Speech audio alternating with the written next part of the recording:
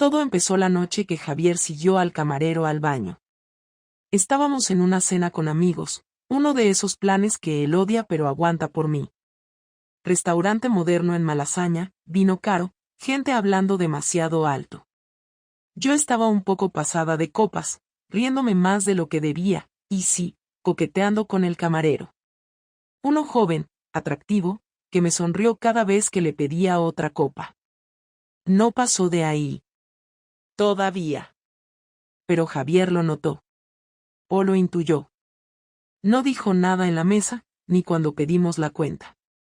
Solo que cuando el camarero desapareció al fondo del local, él se levantó sin decir palabra y lo siguió. Volvió 5 minutos después, blanco, con la mandíbula tensa. No dijo nada. Pero ahí supe que algo se había roto. A la mañana siguiente, me despertó con el desayuno en la cama. Ni un reproche, ni una mala cara. Al contrario, amable, detallista, incluso tierno. El Javier que ya no veía desde hacía meses. Me besó en la frente y me dijo: ¿Te apetece que hagamos algo juntos esta tarde? Ese fue su estilo. No discutir. No llorar. No preguntar. Solo vengarse. Pero yo aún no lo sabía. En ese momento, solo pensaba en cómo tapar el temblor que me recorría por dentro. Porque en el fondo, sí, me gustó el juego con el camarero. Y también sabía que ese juego no había terminado. Durante esa semana, todo fue demasiado perfecto. Javier me mandaba mensajes a media mañana preguntándome si quería que me preparara la cena. Me esperaba con una copa de vino en casa cuando volvía del trabajo. Me acariciaba la espalda mientras veíamos alguna serie en el sofá. Dormía abrazado a mí, incluso aunque yo le diera la espalda. Me trataba como si estuviera enamorado de nuevo, pero yo no era estúpida, sabía que algo no cuadraba. No porque sospechara que él supiera algo, sino porque Javier nunca fue así. Javier no improvisa gestos románticos. Javier no cocina entre semana. Javier no escucha con atención lo que digo cuando hablo del trabajo. Pero ahora lo hacía. Lo hacía todo. Como si estuviera interpretando un papel.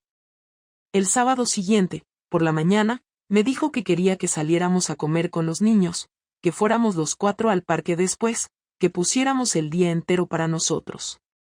Yo acepté porque no tenía una excusa real para no hacerlo, aunque había quedado esa noche con Álvaro. Mentí. Le dije que me había bajado la regla y no me sentía bien. Javier no puso objeciones. Me dijo que no me preocupara, que él se encargaba de todo, que descansara, que aprovechara para relajarme.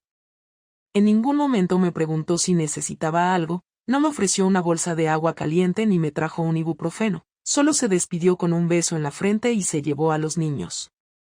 Esa noche fui a casa de Álvaro. No era la primera vez. Llevábamos viéndonos en secreto casi un mes. Lo que empezó como mensajes durante el horario laboral acabó convirtiéndose en citas furtivas por las tardes, excusas mal hechas sobre reuniones que no existían y silencios sospechosos cuando Javier me preguntaba cómo había ido el día. Álvaro me atraía físicamente, pero lo que me enganchó fue cómo me hacía sentir. Importante. Deseada. Vista. Todo eso que con Javier hacía años que no sentía. Y aunque sabía que lo que estaba haciendo era una mierda, lo justificaba diciéndome que en casa solo era una madre, una figura funcional, una sombra que caminaba por el pasillo recogiendo calcetines, cocinando, respondiendo mensajes del grupo del colegio. Con Álvaro me sentía viva. Es una frase ridícula, pero en ese momento era real. Volví a casa pasada la medianoche. Javier estaba despierto en el salón. No me lo esperaba. Me dijo que los niños estaban dormidos, que habían pasado un día genial y que me había dejado algo de cena en la cocina por si tenía hambre. Le pregunté por qué no estaba durmiendo. Me contestó que no podía dormir sin saber cómo estaba yo. Lo dijo sin un ápice de ironía. En ese momento no supe cómo reaccionar.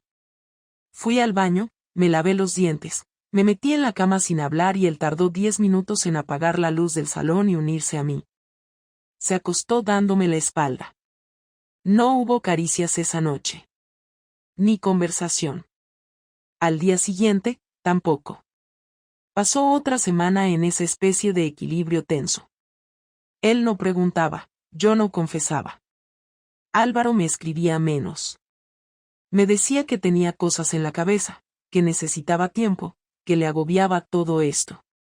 Empezó a darme largas, a cancelar encuentros, a responder con monosílabos. Yo empecé a ponerme nerviosa. No solo por él, sino porque sentía que Javier me miraba distinto. Como si ya supiera algo. Como si estuviera esperando a que yo dijera algo primero. Un viernes, mientras cenábamos, me dijo que el domingo tenía una sorpresa para mí, que había reservado en un restaurante nuevo, sin niños. Solo tú y yo, como antes, dijo. Tragué saliva. Me sonó a trampa. Pero no podía decir que no. Llegó el domingo. Me arreglé más de lo normal, por costumbre, no por él. Él me miró de arriba abajo y me dijo que estaba guapísima. Durante la cena no paró de sonreír, de hablar, de recordar cosas del pasado. Yo no podía relajarme. Esperaba el momento en que soltase lo que fuera que tenía guardado. No llegó en la cena. Llegó después, en el coche, cuando aparcamos en la puerta de casa. Apagó el motor, me miró sin expresión y dijo. ¿Te acostaste con él en su casa o en algún hotel? Tardé un segundo en entender lo que acababa de decir. Fue como si me hubieran abierto la cabeza con una pala. No dije nada. Me quedé helada. Entonces él sacó el móvil del bolsillo del abrigo, desbloqueó la pantalla, y me mostró una foto. No era una foto de nosotros. No era una captura de pantalla. Era una imagen clara, bien tomada, desde una distancia bastante cercana, en la que se me veía entrando al portal de Álvaro a las 9:30 de la noche. Sola. Con un abrigo rojo que solo usaba para esas salidas. Mi cara era completamente reconocible. ¿Quién te la envió? Pregunté, sin saber qué otra cosa decir. Eso no importa, respondió, guardando el móvil. Lo importante es que ahora tú y yo tenemos que hablar en serio. No gritó. No lloró. No me insultó. Solo dijo eso. Pero el tono fue suficiente para que entendiera que Javier ya no era el Javier que conocía. Algo se había activado en él. Algo nuevo. Algo peligroso. Cuando entramos en casa no hablamos. Javier abrió la puerta, dejó sus llaves en el cuenco de la entrada, se quitó el abrigo y fue directamente a la cocina. Yo lo seguí en silencio, sin saber si tenía que hablar ya o esperar a que él diera el siguiente paso. Puso agua a hervir, sacó 2 tazas y una caja de infusiones. Todo en silencio. Me senté en la silla más cercana sin quitarme el abrigo. La cocina estaba demasiado iluminada. Me molestaba la luz blanca sobre la encimera, la claridad estúpida de un sitio donde todo estaba limpio, ordenado, como si nada estuviera roto. Pero lo estaba. Todo. ¿Cuánto tiempo llevas viéndolo? Preguntó, sin mirarme, mientras abría el paquete del té. Yo no respondí. Me limité a mirarlo, esperando que dijera algo más. Él giró la cabeza y me miró directamente. No me interesa si fue una vez o 10. Solo quiero saber si es algo reciente o si llevas riéndote de mí desde hace meses. No me reía de ti, dije, sin pensarlo demasiado. No fue así. No. Claro. Supongo que era algo muy profundo y emocional, ¿no? Que te escuchaba, que te hacía sentir especial. Que contigo era diferente. Las mismas mierdas de siempre. No me hables así. ¿Cómo quieres que te hable, Laura? ¿Con cariño? Después de que me enteré de todo gracias a una amiga que trabaja a media calle del piso de ese tío. Después de ver cómo aparcas a una manzana y caminas hasta su portal como si fueras invisible. No era invisible, ya veo. No. Fuiste estúpida. Me dolió. No la palabra, sino como la dijo. No gritó. No la escupió. La soltó como un dato, como si dijera la hora o el nombre de una calle. Sin emoción, sin rabia visible, como si ya no sintiera nada. Y eso era peor. No lo planeé, intenté decir algo que sonara humano, que mostrara que yo tampoco sabía en qué momento se me fue de las manos. No fue algo que busqué. Entonces fue aún más patético. Javier puso las tazas en la mesa y se sentó frente a mí. Me sostuvo la mirada unos segundos y luego respiró hondo. ¿Te acostaste con él? Asentí. No tenía sentido negarlo. ¿Te gustó? No voy a responder eso. Entonces es que sí. No seas infantil. Infantil es pensar que puedes tener una aventura con un imbécil de oficina y que no se va a notar. Infantil es creer que la gente no ve, que nadie conecta los puntos. ¿Te crees que los niños no notan que llegas tarde, que ya no estás pendiente, que vas con el móvil en la mano al baño? Nunca los descuidé. No físicamente, no. Pero no hace falta abandonar para estar ausente. El silencio fue insoportable. Ni el vapor del té rompía la tensión. Quise levantarme, irme a la habitación, pero no me moví. ¿Y ahora qué? Pregunté, porque alguien tenía que hacerlo. Ahora te voy a decir lo que he hecho, contestó, con una calma que me puso nerviosa. Hablé con un abogado. No para divorciarnos, todavía. Solo para informarme. Para entender qué derechos tengo si esto explota. Para saber cómo proteger a los niños. También hablé con recursos humanos en mi empresa. Pedí 2 semanas de vacaciones. Me las dieron. ¿Y eso qué significa? Significa que tú vas a quedarte aquí sola. Con tus pensamientos. Con tus consecuencias. Yo me voy a llevar a los niños a casa de mi hermana en Valencia.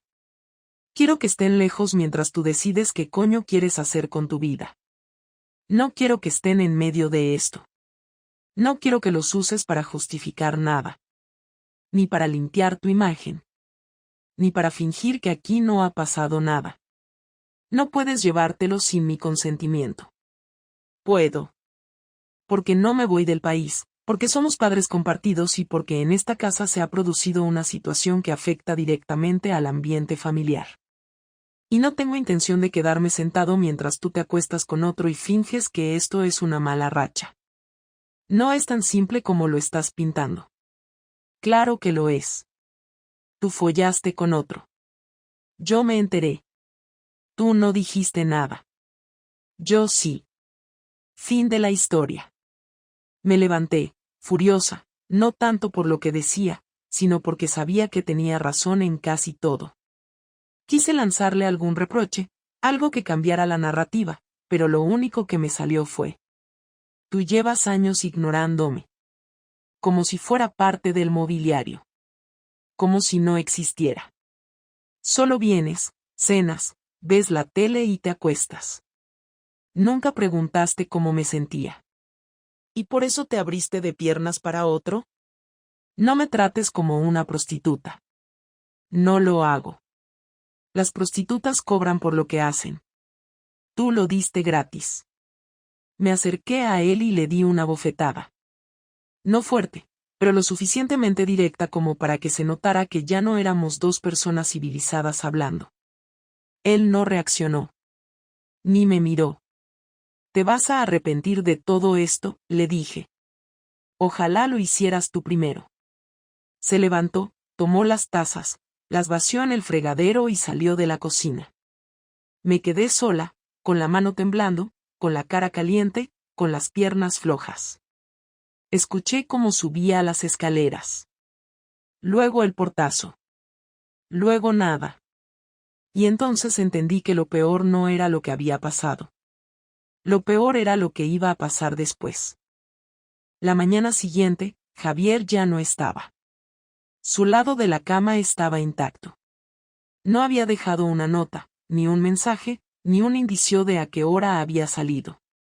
En el grupo familiar del móvil, él había escrito solo una frase a las 8 de la mañana: nos vamos ya. Llegaremos esta tarde a Valencia. Avisaré cuando estemos instalados. Lo leyó, lo cerré y no respondí. Me levanté, recorrí la casa como si fuera la primera vez que pisaba cada habitación, sintiendo el silencio como una condena. Los juguetes seguían en el salón, los zapatos de los niños en el recibidor, la ropa sucia amontonada en el baño. Todo seguía ahí, menos ellos. Me duché sin saber qué hacer con el resto del día, con la culpa acumulada, con las ganas absurdas de que alguien me dijera qué hacer. No tenía a nadie a quien llamar. No podía contarle esto a nadie sin quedar como la culpable, porque lo era. Pasaron 2 días sin noticias de Javier. El tercer día, recibí un correo. No un mensaje. Un correo formal. Asunto: entrega de documentación. Dentro, había un archivo adjunto en PDF. Lo abrí y era un resumen de nuestros bienes comunes, con un informe detallado del valor de cada cuenta, cada propiedad, cada coche. Estaba firmado por un abogado. Abajo, una nota breve: este documento no implica acción legal inmediata. Es solo una preparación en caso de que las cosas no mejoren. Estoy siguiendo el consejo de un profesional. Javier. Me temblaban las manos. Sentí que se me caía el estómago al suelo. No por el documento en sí, sino por lo que significaba. Él ya había empezado su propia guerra. Y lo estaba haciendo bien. Sin escándalo. Sin gritos. Con método. Con precisión. Sabía cómo hacerme daño sin levantar la voz. Durante los días siguientes, supe que había hablado con mi madre. Ella me llamó y me dijo que Javier le había contado que estaba pasando una mala racha, que había decidido tomarse un tiempo para pensar. No le mencionó la infidelidad. No lo necesitaba. Solo con su tono ya quedaba claro que yo era el problema. Mis padres empezaron a llamarme más seguido, a sugerirme que reflexionara, que no tirara por la borda lo que habíamos construido. Sentí una rabia que no supe cómo gestionar. Lo odié. Lo odié por no decir nada y por decirlo todo a su manera. Él estaba manejando la narrativa, y yo no tenía ni voz ni defensa. Una tarde, bajé al trastero a buscar una caja con cosas del trabajo. Me encontré con que una de las estanterías estaba vacía. Faltaban 3 carpetas de papeles importantes, su equipo de pesca, una mochila de montaña, algunos libros. Supe que no lo había hecho a toda prisa. Había estado planeando su salida desde antes de confrontarme. Eso explicaba los días en los que se había mostrado tan amable. Había estado ganando tiempo. Había ido empaquetando su vida en silencio mientras yo me acostaba con otro. Me senté en el suelo del trastero y no lloré. Solo apreté los puños y conté hasta 100. Después subí y abrí el portátil. Me metí en su correo, el que compartíamos para gestiones bancarias. Tenía una nueva contraseña. Lo había cambiado todo. Intenté acceder a nuestra cuenta compartida del banco. Acceso denegado. Busqué el último extracto que había descargado y vi que había transferido la mitad exacta de todo el dinero a una nueva cuenta. No lo había escondido, no había hecho nada ilegal, solo se había adelantado. Se estaba preparando para protegerse, y lo había hecho rápido y bien. En ese momento entendí que lo había perdido todo. No solo a mi marido. Lo había perdido como aliado, como padre de mis hijos en el día a día, como soporte económico. Y también como enemigo, porque ya no jugaba limpio. Jugaba con ventaja.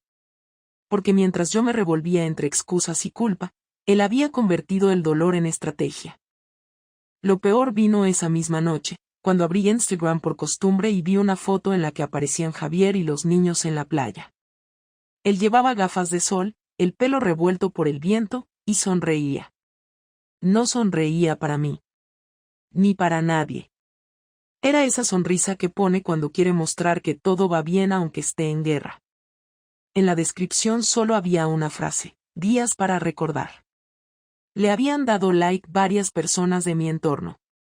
Una amiga del trabajo comentó que bien se os ve, y otra: disfruta, te lo mereces. Yo sabía que ese post no era para ellos. Era para mí. Era una puñalada sin sangre, directa y eficaz. Decidí escribirle. No quería seguir este juego pasivo. Le envié un mensaje corto. ¿Podemos hablar?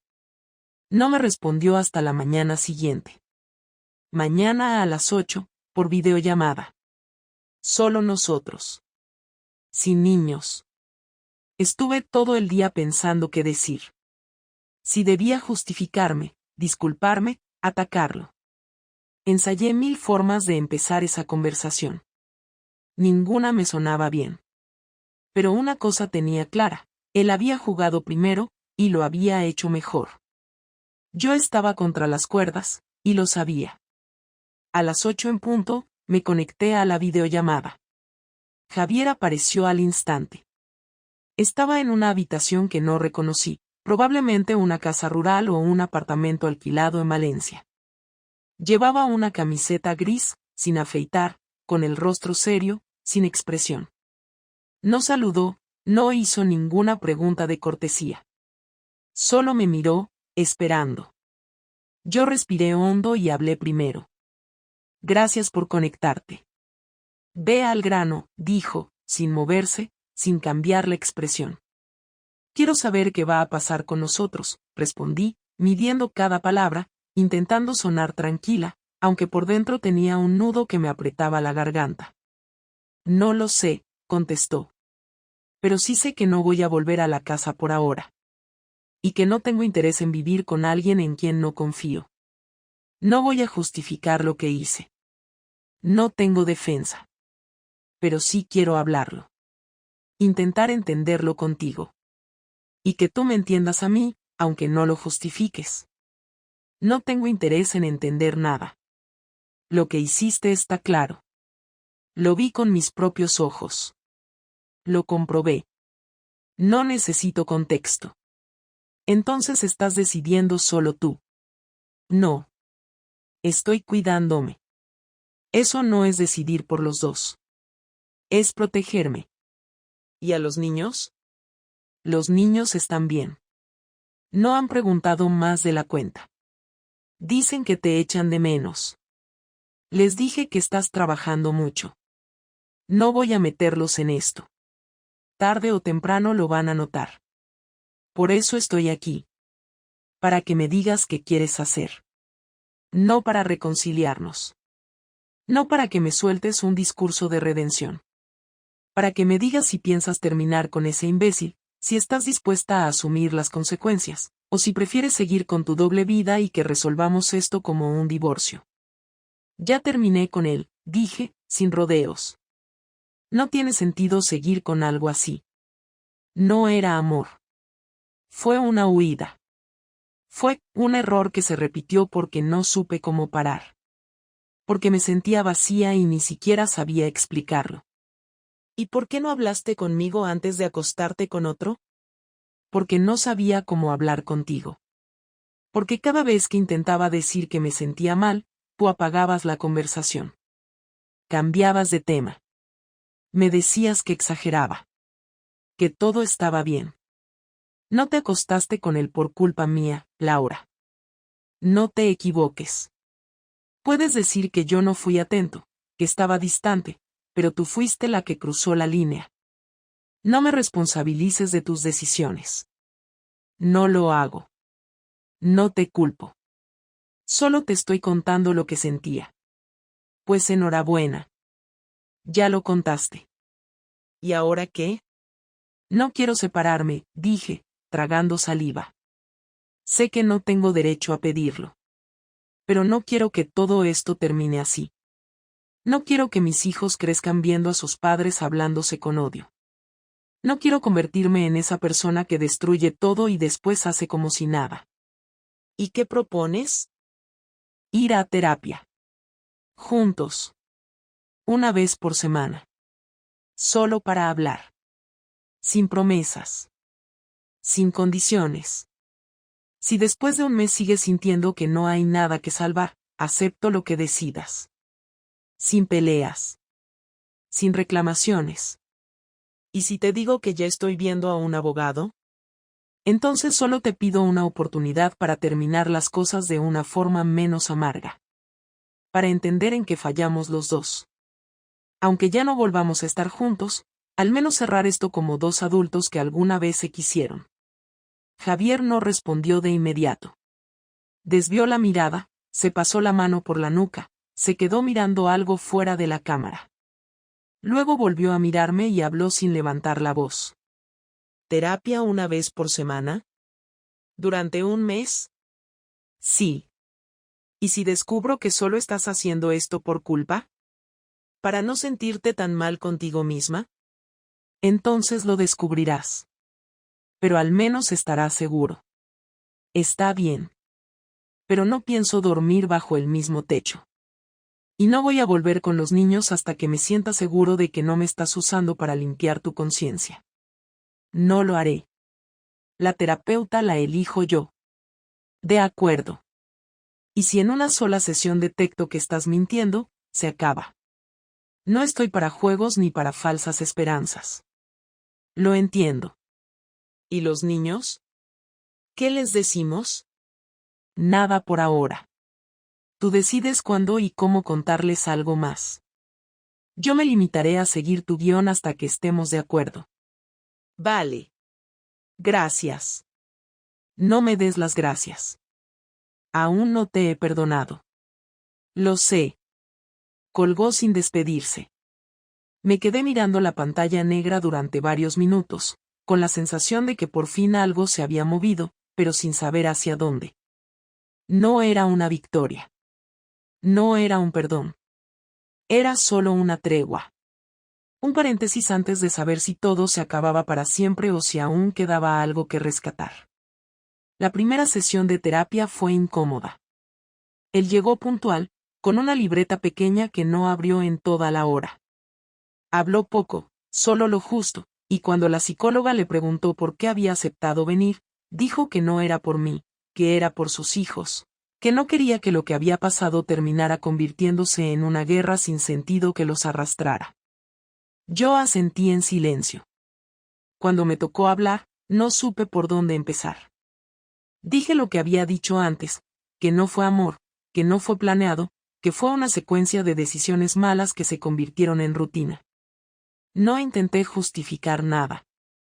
Lo más difícil fue aceptar en voz alta que la culpa no se me pasaba ni un segundo al día, que me despertaba con ella y me iba a dormir con la misma sensación. No lloré. Él tampoco. Fue una hora tensa, contenida, pero por primera vez en mucho tiempo, dijimos cosas que no habíamos dicho nunca, y cuando salimos, no nos miramos con odio. Eso ya era un pequeño avance. Durante el mes siguiente, hicimos esas sesiones como si fueran reuniones de trabajo. Llegábamos, hablábamos, escuchábamos.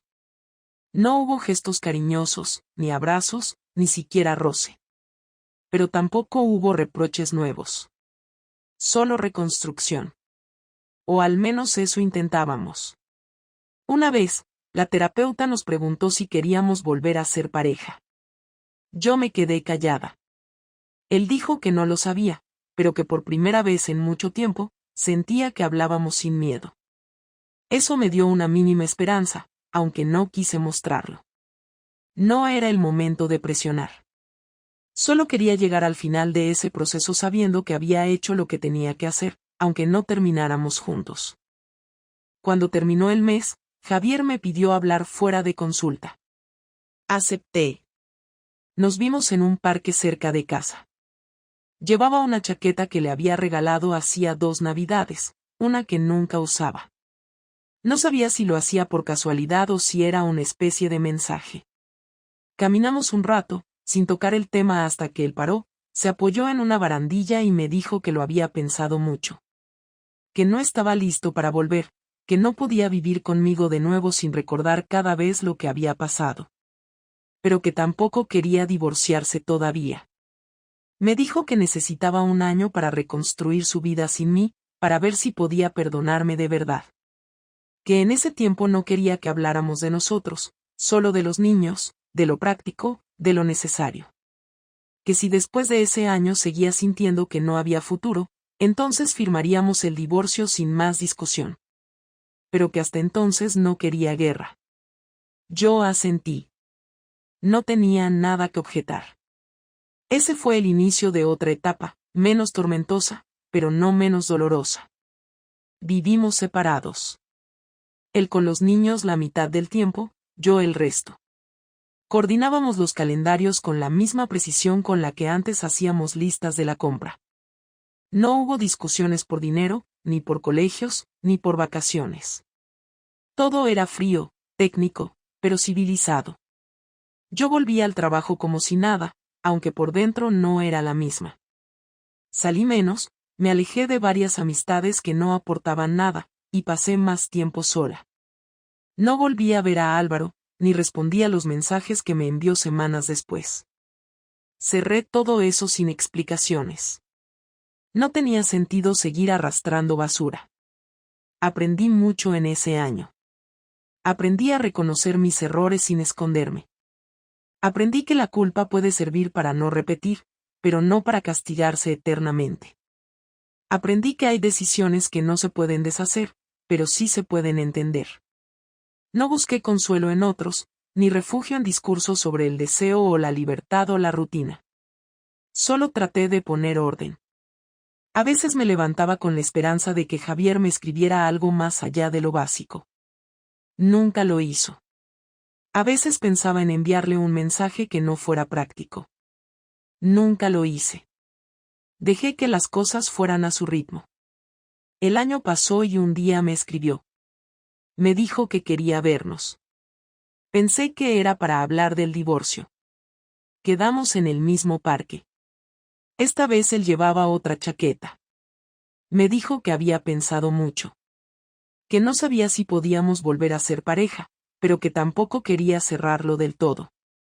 Que ahora sí estaba dispuesto a probar, pero desde cero, sin promesas, sin etiquetas.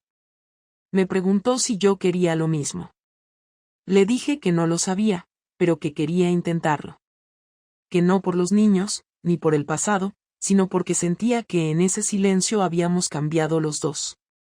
No volvimos a vivir juntos de inmediato. Seguimos separados un tiempo más.